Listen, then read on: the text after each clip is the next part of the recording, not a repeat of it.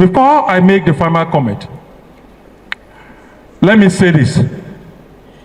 I decided not to put it down because it's very sensitive. After the death of Pa Clark, some persons had a meeting. I don't want to mention their names.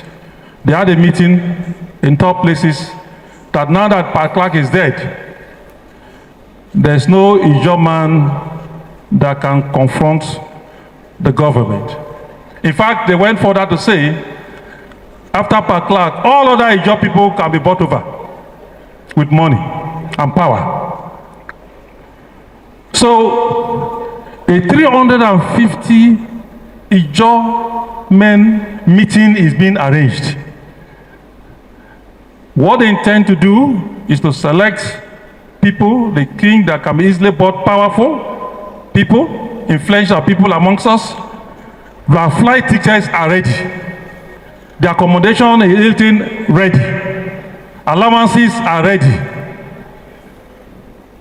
The intention is to put them together under one particular name. And if these guys are intimidated and bought over, the Ijaw nation is now bought over. It is important for us to say this because if any Ijaw man attends such a meeting, the National Executive Council of the INC will not hesitate to register that person and publish his name as an enemy of Ijaw nation.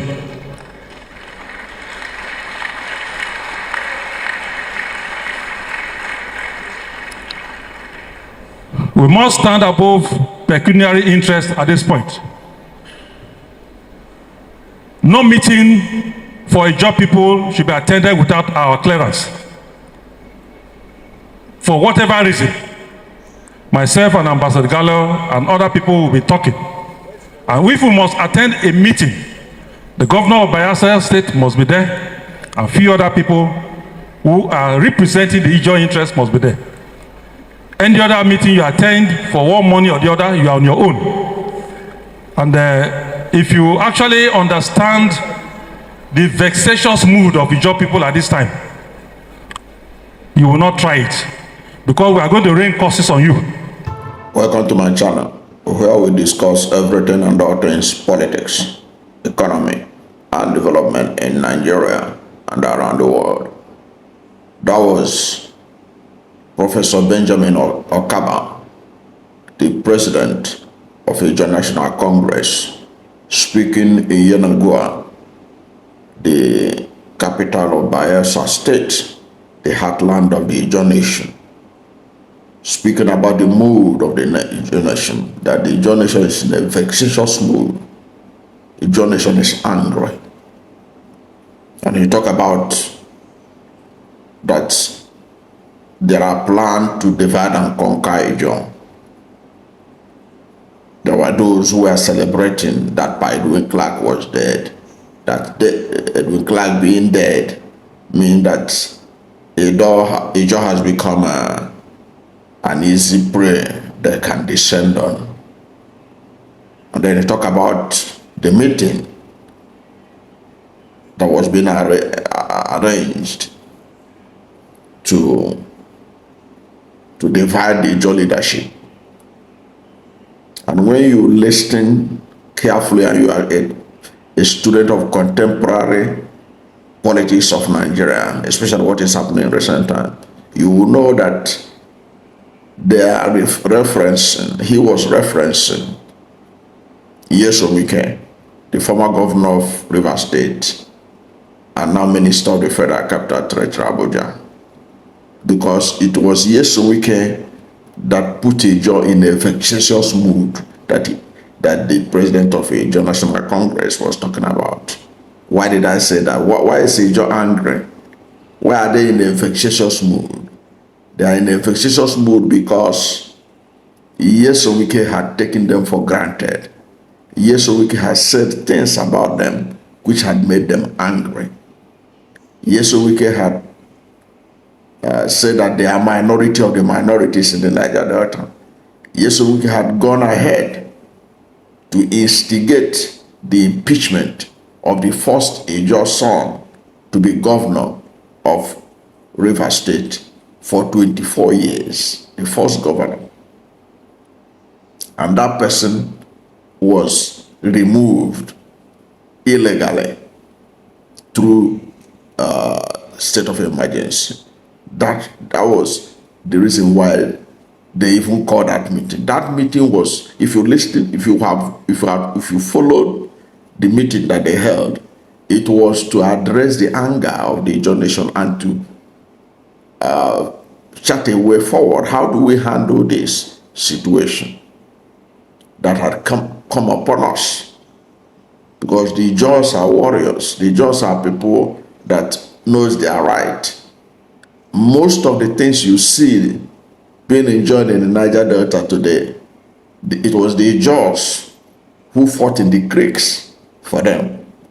13% derivation, NDDC, all these things were the Ijaws were the architect of it.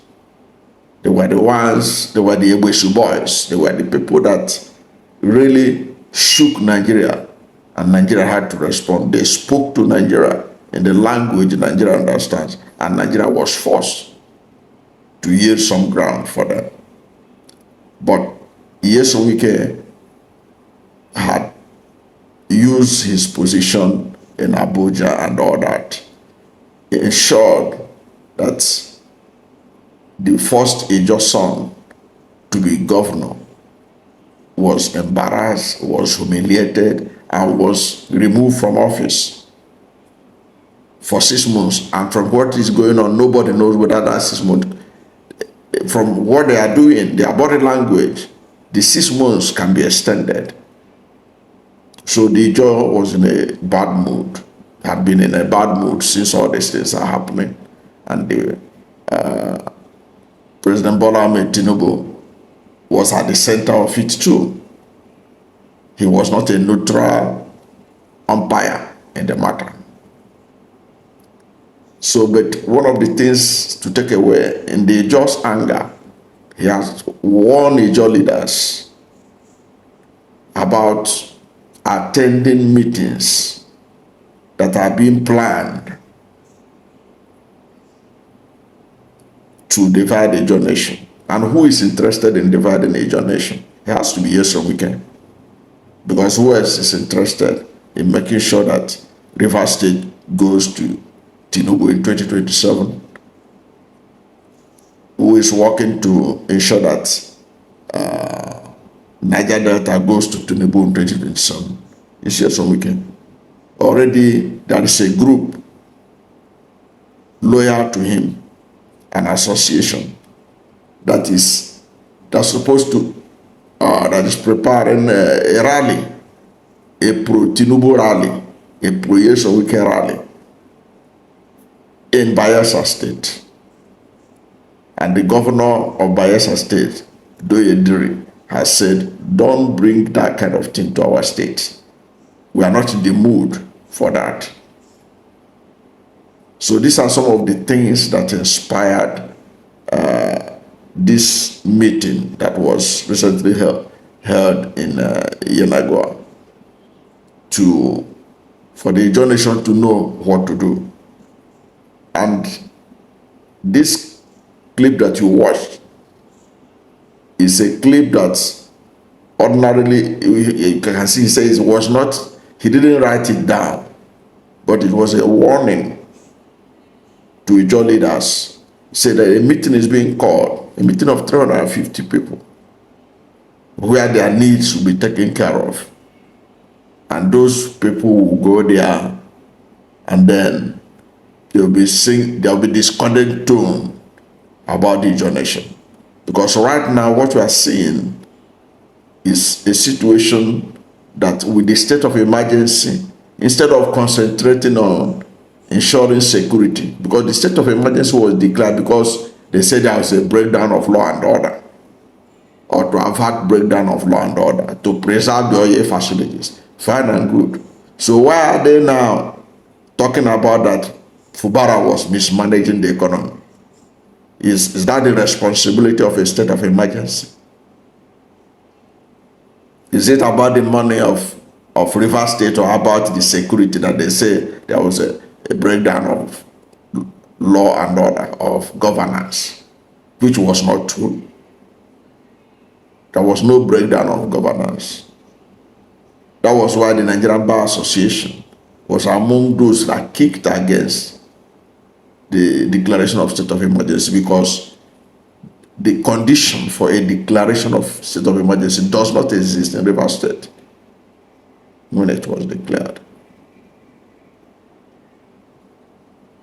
So the Ijaw Nation has said anybody who attends any meeting arranged by Nyesom, Wike, by Tinubu, or any other of these people who have literally humiliated the Ijaw Nation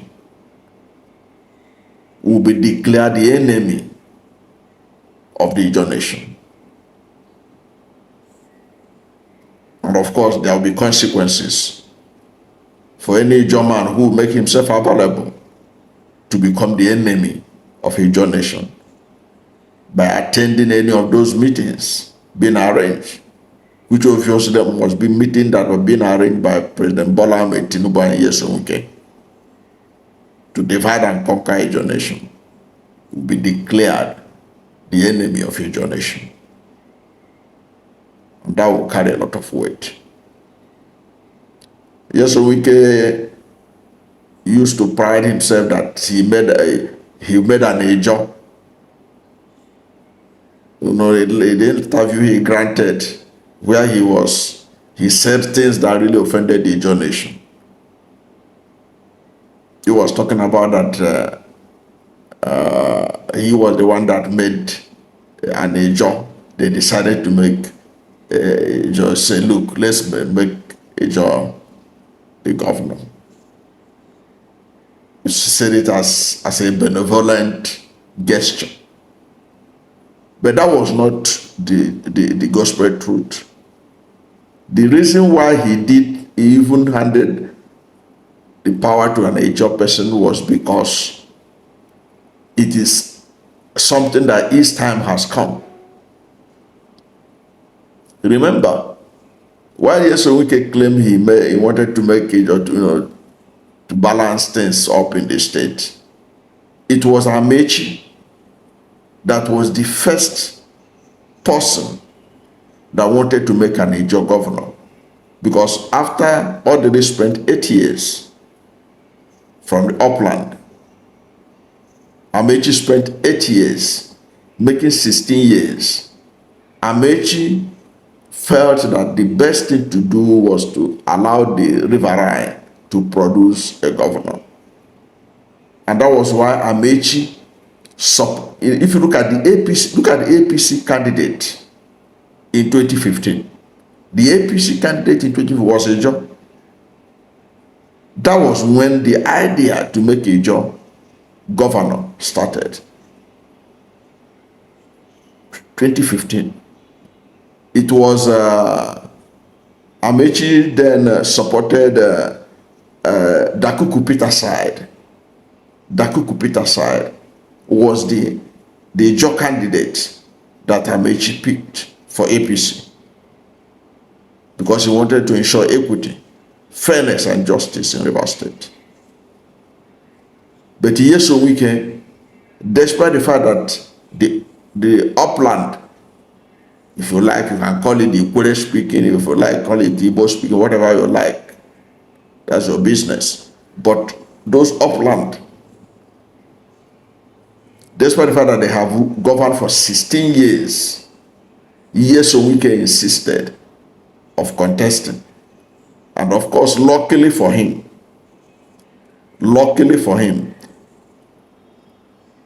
President Goodluck Jonathan and his wife, they were having problem with Amechi. So they gave Nyesom, Wike the federal might with which he was able to defeat the Peter side. But if truth be told, it was Amechi that started the idea. So if any credit should be given to anybody about Ijaw emerging governor in 2023, it was Amechi.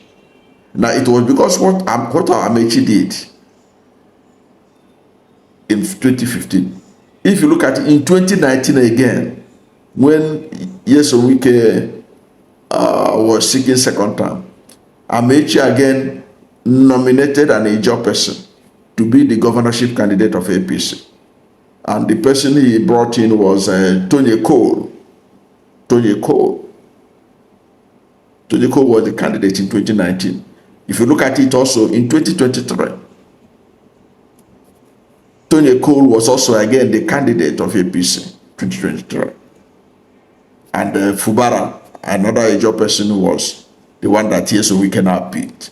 It means that in 2023, head or tail, and Ijaw would have still emerged the governor of Rivers State. But the one that had emerged through Nyesom Wike has messed the person up. So that's why the Ijaw Nation are angry. They are also angry because federal government, especially President Bola Ahmed Tinubu, has sided with Nyesom Wike against the Ijaw Nation. Of course, that's a political miscalculation that Tinubu will pay heavily for it in 2027. Even though this 350 meeting of Ijaw leader that they are packaging, which Okaba has warned that anyone that attended it will be declared enemy of Ijaw Nation. Can't help them, because the people's anger are deep. They are frustrated that their first opportunity to govern Rivers State in 24 years have been messed up in this manner. So anyone that will dare the Ijaw Nation to this extent is going to get the anger of the Ijaw Nation. That is what is on board. And Professor Okaba has made it clear. If you attend it, you become like persona non grata in the Ijaw Nation, even if you are Ijaw blood. And there will be consequences for it. So I think the best thing to do for Ijaw leaders is to keep away from Nyesom Wike. Allow him to enjoy his fiery victory in Abuja, at least for now. I keep telling people, when